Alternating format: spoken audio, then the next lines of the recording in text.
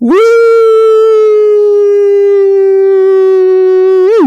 Woo! Yeah. That was sweet. It's party time down in Houston, because it's Beardland Sanity. Bluebell, I'm sure you loved hearing my great singing voice again. Man, what an awesome game this was. And it looked bad, real bad at halftime, as we all know. Houston wins 108-100 over Minnesota in a game that Minnesota didn't have any of its starting front line. They were without Pekovic, Kevin Love, and Andrei Kirilenko. And I think Houston was heavily favored in this game. I mean, like a huge amount, double-digit points. And things looked terrible in this game. Horrible. But they turned it around. I think at halftime, the team, we'll have to hear what they say after the game. I haven't heard any post-game stuff yet. But the team just got determined. They were going to play better defense and better offense. And they needed this win. As I said in the last game, this was a must-win game. Particularly because the Lakers won tonight on the road against Indiana, which is a game that they were heavy underdogs in. With the win, Houston improves to 36-30 on the season. They're still in the number 7 seed in the West right now. Golden State is currently playing the Chicago Bulls as I make this video. That game's all tied up. We'll see what happens with that. Houston was down 20 points early in the third quarter of this game, and it looked ugly. But they made it all up. They came storming back in the third quarter, and they outscored Minnesota 69-43 in the second half. So they outscored Minnesota by 26 points in the second half, and they just decided they were going to win, and that's what happened. We had enormous dose tonight of Beardland sanity. We said this backcourt can dominate for a decade, and that's what you saw tonight. This is the backcourt of the future. James Harden was playing with a bad foot. In fact, he was a game-time decision, meaning they weren't sure he was going to play. Well, it's a good thing he played, because he played great. He had 37 points, 7 rebounds, and 8 assists. He played tremendously well in this game. Now, early in the first half, or throughout the first half, there was too much iso ball. I thought Harden was trying to do too much, and the offense looked totally out of sync. The defense looked horrible, just awful. But they figured it out. And Jeremy came through huge in this game.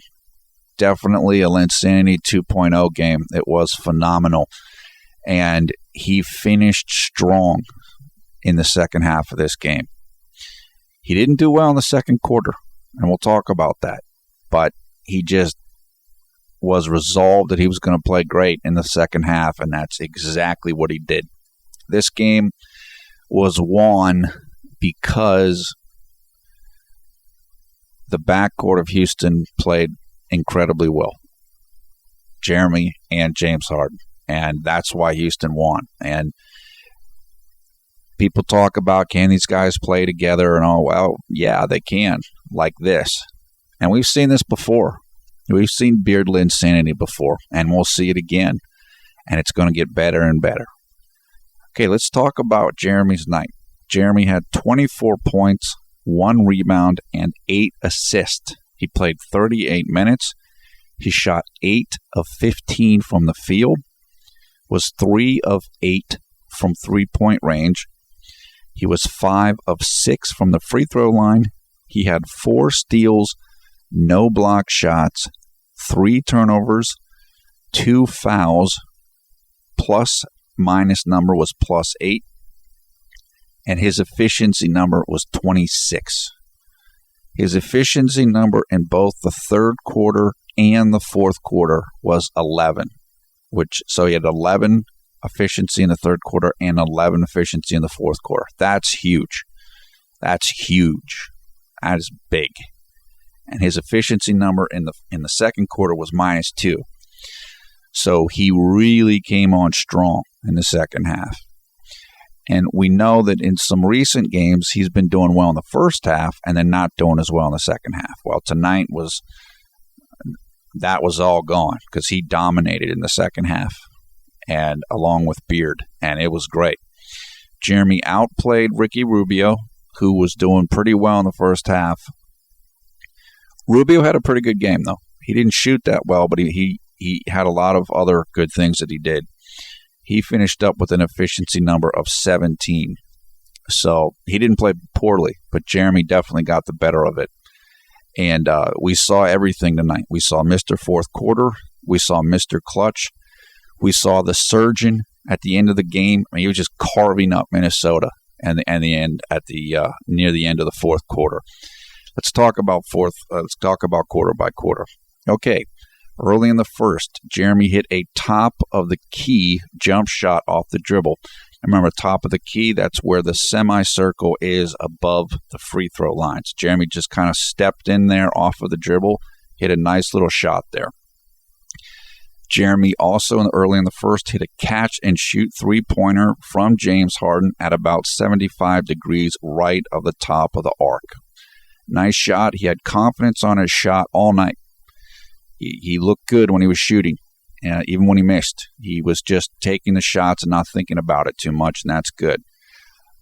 By the middle of the first quarter, Jeremy already had 5 blown assists, meaning he passed it to somebody they shot and they missed.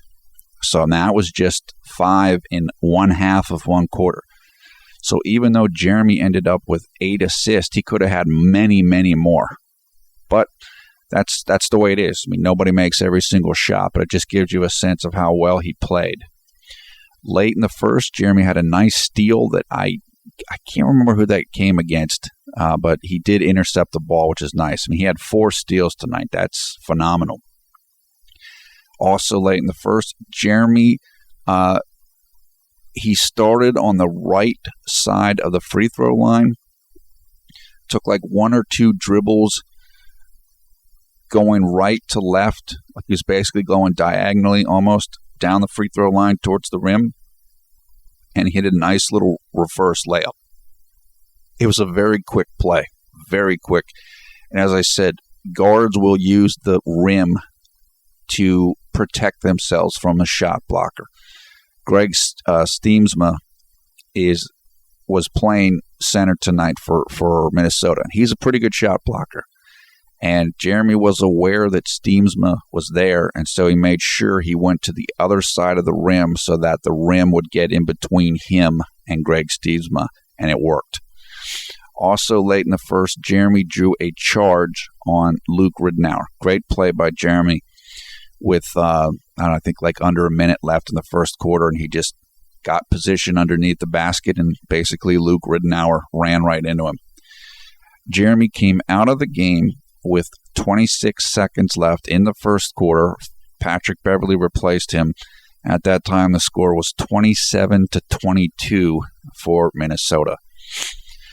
Jeremy began the second quarter on the bench, which again is normal because McHale will play it where Beverley comes in late first, and then it's like a bridge where Beverley plays late first, early second. So Jeremy began the second on the bench.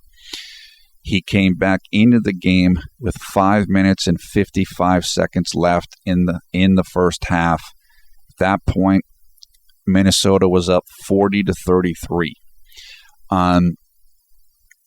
Soon after he came in the game, he had a nice pass to Carlos Delfino, who hit like a turnaround, fall-away jump shot along the baseline. But then late in the second quarter, Jeremy had 2 relatively quick turnovers. So he got another little turnover bundle. The first one was a high pass to Chandler Parsons. And again, at this point, Houston was struggling big time. Everything was out of sync. Minnesota was rolling. They couldn't miss, and Houston couldn't do anything right. And it affected Jeremy a little bit. And it was like, oh, no. Is this game going to get away from us? And this game should be this is a game we need to win. And it didn't look good. And at the halftime, Minnesota was up 57-39. So they were up 18 points, and it didn't look real positive at that time. Harden, I thought, he was putting up bricks, getting turnovers, block shots that he was putting up. It just, it was ugly. But it all changed at halftime. I don't know what Coach McHale said or what the team said. Whatever it was, it worked, and it worked quick. Jeremy began the third quarter. Very quickly, Minnesota did score another basket, though, and they were up 59-39. So it was a 20-point deficit early in the third quarter. Then Jeremy started rolling early in the third as well. He went right to the basket, I believe on the right-handed side, and put a high scoop layup off the backboard. He missed it, but he was fouled. He got 2 free throws and made both of them. And then also early in the third, Jeremy hit a nice long 2-point basket off the dribble. So it was like maybe he had a footer on the line of the 3-point line, or maybe he was just like a foot inside of the line. It was a very long shot, but he hit it. It was a great shot. Middle of the third, Jeremy again went to the basket and drew another foul. So he shot 2 free throws, made 1 out of 2, and that came with 5 minutes and 10 seconds left in the third quarter.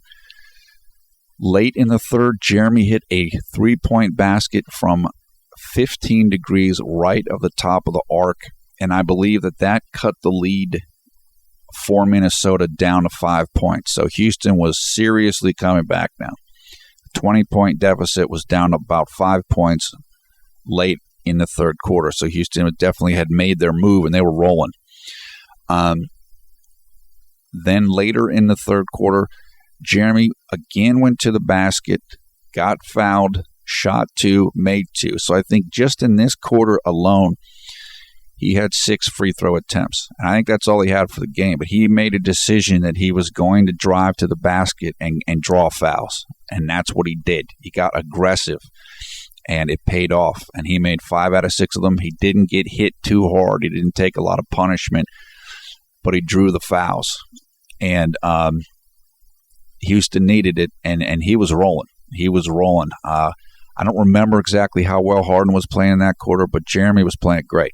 He was definitely one of the main individuals bringing back the team, which was just terrific to see. With about 10 seconds left in the third quarter, Minnesota had scored, and Jeremy took the inbounds pass and just raced down the court and put up a nice little reverse layup. I mean, he literally got down the court in like 4 seconds. It was just boom. And it was just amazing. That's what his speed can do. So in that quarter by itself, which ended up with Houston, they were down 6 at the end of the third quarter. But I believe Jeremy scored 12 points in that quarter. It was awesome. So if you're looking at the highlight videos from the highlight guys, you're going to see plenty in the third quarter. He was just, it was like a whole different team. They were playing better defense. Their offense was much sharper, and Jeremy led the way. He absolutely led the way. And James Harden was playing better too. Much more flow and movement in the offense rather than what was going on in the first half, particularly in the second quarter, when it just became way too much hero ball and people sitting around watching James Harden run isolations. Fourth quarter continued for Jeremy. Now, Jeremy played the entire third quarter. So he started the fourth quarter on the bench, and that was just probably because he needed a rest. He played heavy minutes in this game, as did James Harden. Jeremy came into the game for Patrick Beverley with 9 minutes and 15 seconds left in the fourth quarter. At that point in the game, Minnesota was winning 82-80, so it was down to a 2-point game. Early in the fourth, Jeremy hit a nice layup off of a pass from James Harden. That made it 82-82. Middle of the fourth, Jeremy had an excellent steal against Ricky Rubio that helped get Houston in control of the ball. Middle of the fourth, Jeremy hit a catch-and-shoot three-pointer off of a James Harden pass from 75 degrees right of the top of the arc. And then middle of the fourth, going into late in the fourth, then Jeremy just started getting like a ton of assists. I mean, he literally had 5 assists in, 5-6 minutes at the end of the game. Jeremy had a nice pass in the middle of the fourth. He tossed the ball kind of up to Greg Smith. It was kind of an alley-oop, but Greg Smith, instead of trying to dunk it, just kind of caught it in the air and then like put in a nice little easy layup. And again, at this point, the score was, I think Houston was up about 6 or 8 points, and they were dominating now. Like, this was total Lin Harden domination. And Jeremy was just in a flow, feeling good. He had super swag. And now he was just passing the ball off, and Minnesota was just like reeling. They were just imploding. It was awesome. Late in the fourth, Jeremy to Chandler Parsons for a nice baseline jumper. That was the second of 5 assists that he got here late in the game. Then Jeremy again to Chandler for a three-pointer from 70 degrees left of the top of the arc. That made it 102-92. So Houston was winning by 10 points with 1 minute and 10 seconds left. The building was going crazy. You definitely want to see the highlights of this game because the building was so pumped up there in Houston, Toyota Center, because it just is an amazing comeback. And now the team was looking unstoppable. They had all the momentum, and the crowd knew they were going to win, and they were just going nuts. After that play, again, Jeremy found Chandler with I think it was a half-court pass for an easy dunk. So Jeremy had 3 straight assists to Chandler after the assist he had to Greg Smith. So that was 4 assists in like 4 minutes. And then final Jeremy Lin assist came with 48 seconds or so left in the game. Jeremy did the drive, draw, and dish. He went right into the paint, drew Greg Smith's defender, and then just made a nice little wraparound pass to Greg Smith, who was standing on the left side of the rim for a super Greg Smith power dunk. And that was it. The game was it was over at that point. Houston won 108-100. Phenomenal. Just a fun game. It went from just like a funeral at halftime to just like Party City at the end of the game. And Jeremy was just rolling. The summary is enormous win. This is definitely one of the biggest wins of the year.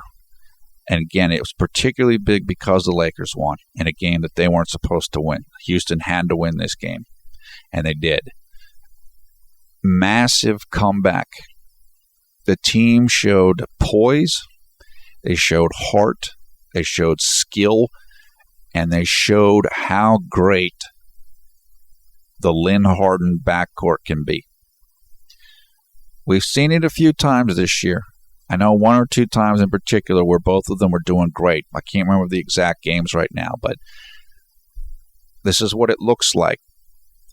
If you have a backcourt that can play this well, and then you add in some other good pieces, like a defensive giant in ASIC, Demo with his offensive ability, Chandler, this team's going to be able to do a lot of damage and contend for a long time. So just amazing. I'm so pumped up about this game. It just kind of shocked me after what happened at halftime, but definitely a woo win without a doubt. And we needed it, man. We needed it, and we got it, and we got it with Jeremy Lin doing serious Linsanity 2.0 damage, and it was great, man. Great. Okay, it is 11:33 p.m. on the East Coast of the United States here on Friday, March 15th, which means it is 12:33 p.m. on Saturday, March 16th in Taipei, Taiwan. Now, I'm not going to do any comments in this video. Just again, I want to keep these short, and I'm going to be doing less comment responses in the game videos. But I will be coming down to the comments right now to respond to people. And I read everybody's comments from the Game 65 video. I've read every single comment in there. And I try to answer a lot, and I'll answer as many as I can right now as well, too, the new comments. I'm glad to see Joyce Ward is back. Nice to see you, Joyce. I know you said you've just been really busy at work, and I completely understand that. I also saw the remarks from Ip Diana from Hong Kong. Thanks for the nice words. I saw everybody else's remarks as well. As I said, I read everything, all the comments in that thread. This was a great win. And now the next game is coming up against the Golden State Warriors, and who are number 6 seed. We're the number 7 seed. So that's a huge game. That game is coming up on Sunday, March 17th in the United States, 7 p.m. Eastern Time. So in Asia, that game will take place on Monday, March 18th. It'll be on at 8 a.m. in the morning on Monday in Taipei, Taiwan. So, look, we've done great against Golden State this year. We've dominated them. What are we, like 3-0 against them? But it's another big game. If we want to get the number 6 position in the playoffs, which would really be good, got to win that game. Now, I feel good about that game, but we still got to win it. We can have something that happened in the first half of this game, so we're definitely looking forward to that game. But tremendous win tonight. And once again, we should see what Jeremy Lin is made out of. You see how competitive he is, how clutch he is. And let's give Kevin McHale credit. Patrick Beverley wasn't playing that great. Jeremy was playing well. And he recognized that. Coach McHale saw that. I think Jeremy played like 38 minutes or something tonight. He played a long time. He only was on the bench for 10 minutes total in the game. So give credit to Coach McHale. He stayed with Jeremy, and Jeremy got it done. And certainly, haters back to the darkness, back in retreat. You thought you had a little bit of an opening. No, you didn't. Jeremy, once again, coming up huge. I like the way the team looks right now. They look like they're finding the extra gear as the playoffs are coming. It's like a car that has 4 gears, and all of a sudden you figure out you had a 5th gear. That's what's happening for this team. They're still young. It's still going to be difficult for them to win a series in the playoffs, but they're figuring it out. They're figuring it out quickly. I saw something from a scout, an NBA scout this week. Someone had put this on Clutch Fans, and the guy's like, yeah, they have incredible number of assets, just good players on their team, and they're young, right? In other words, they're already winning, is what this guy said, right? They're overachieving. They're a group that's not satisfied. They don't want to wait. They want to win right now. And that's what they're starting to show. They're putting it together. So I'm just really happy for tonight's win. There's no negatives in this. Jeremy had 8 assists. He had 3 turnovers. All 3 of the turnovers came in the first half. Again, 2 of them came in a little bundle there in the second quarter, but then he put it all behind him, and he still ended up with an almost 3-to-1 assist to turnover ratio.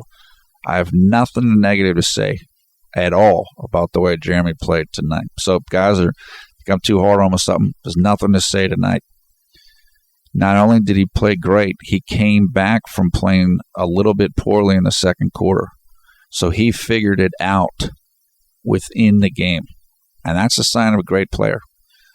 And it's only going to get better. I was just thinking while I'm making this video, remember Jeremy at the beginning of the year, Jeremy's a bust in his knee, and he can't do this, and he can't do that. Now look at him. So I said, people trying to project what he's going to be, and he's not that good. Are you crazy? Look at what this guy's doing right now.